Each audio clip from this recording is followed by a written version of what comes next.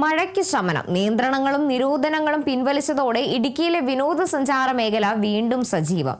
ശക്തമായ മഴയിൽ കുത്തിയൊഴുകിയെത്തിയ വെള്ളച്ചാട്ടങ്ങളുടെ ദൃശ്യങ്ങൾ റീൽസിലും സോഷ്യൽ മീഡിയയിലും നിറഞ്ഞതോടെ ശ്രീനാരായണപുരം റിപ്പിൾ വാട്ടർഫോൾസിലേക്കും സഞ്ചാരികളുടെ ഒഴുക്ക്.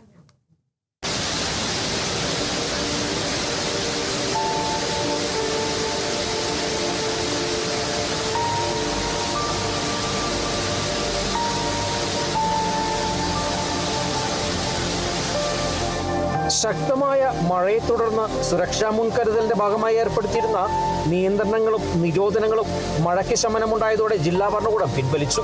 ഇതോടെ ഇടുക്കിയിലെ വിനോദസഞ്ചാര കേന്ദ്രങ്ങളും വീണ്ടും സജീവമാണ്. മഴക്കാലത്ത് ഏറ്റവും കൂടുതൽ ശ്രദ്ധ നേടിയ ഇടങ്ങളിലൊന്നായിരുന്നു ശ്രീനാരായണപുരം റിപ്പിൾ വാട്ടർഫോൾസ്.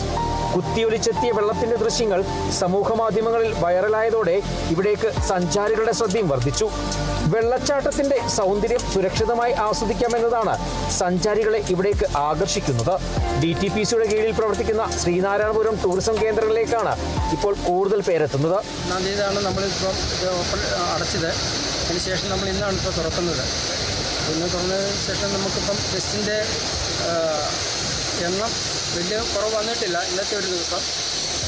എങ്കിലും മഴക്കാലമൊക്കെ ആയതുകൊണ്ട് ഗസ്റ്റിൻ്റെ പൊതുവായിട്ടുള്ള സ്ഥലങ്ങളിൽ ഇപ്പോൾ ഗസ്റ്റിൻ്റെ എണ്ണം കുറഞ്ഞിട്ടുണ്ട്.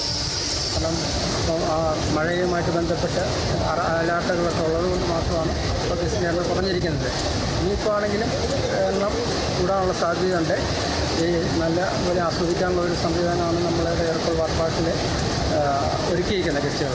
ശ്രീനാരായണപുരത്തെത്തുന്ന സഞ്ചാരികൾ മണിക്കൂറുകളോളം ഇവിടെ ചെലവഴിച്ചാണ് മടങ്ങുന്നത്. പ്രത്യേകമൊരുക്കിയ സെൽഫി പോയിന്റിൽ നിന്നും മുതിരപ്പുഴയാറിന്റെ മനോഹാരിതയും ആസ്വദിച്ച് ചിത്രങ്ങൾ പകർത്താനും മറക്കുന്നില്ല.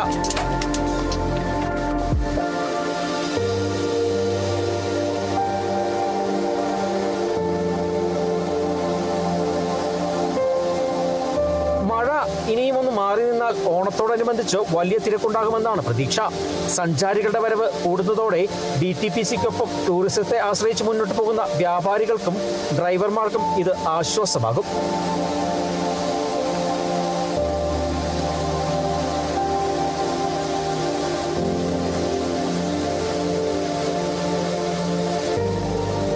Bineesh Antony, Kerala vision news, Idukki.